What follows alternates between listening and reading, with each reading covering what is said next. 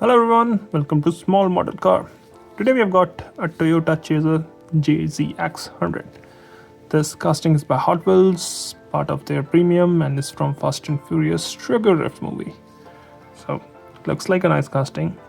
I haven't seen it before, so let's open it up and see what are the details on it. So here is the Toyota Chaser out of its box. And if you're wondering why I haven't heard about Toyota Chaser, because I think it's a Japan only model. It doesn't come to North America, so you might have not seen it here. But we have this one, so let's talk about this one. I like the paint. Yellow black isn't very, very, the paint scheme isn't very, very different or very, flashy, but it looks good. It looks good. It's simple yet looks really good. Reminds me of the cars from Need for Speed movies. Sorry, Need for Speed games, not the movies. I do like the wheel setup since it's premium, so you get rubber tires and those nice looking wheels, which looks really good. We are on the driver's side, and you can see it has a body kit, and it's a very early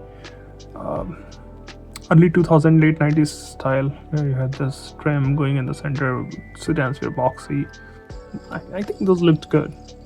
Even on the side you can see it's a 4-door, you have this black trim around the windows and the pillar, looks good. Also got the mirror, door handles are detailed, so nice details on the driver's side. Let's go to the front.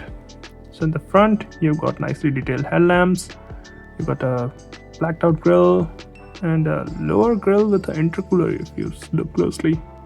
And the bumper is finished in black and it's slightly modified, so you can see a body kit here. And even on the wheel arches you can see a body kit going with the black paint. You do get both the windshield wipers and both the mirrors, which again look good. Coming to the passenger side, looks almost identical as driver's side. The only difference I can see is the fuel filler.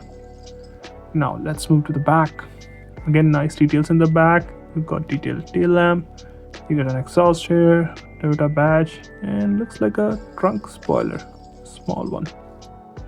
And again, the black surround around the front and rear window also looks good. The interior is finished in black if you look closely, and as I said, it's a Japan, so right-hand drive car, and it's got seat in the front and seats in the back too, so no roll cage or anything in the back. Looks good. I like this one. So let me know what do you think about this casting. I really like it, and if I missed anything you can point out that too.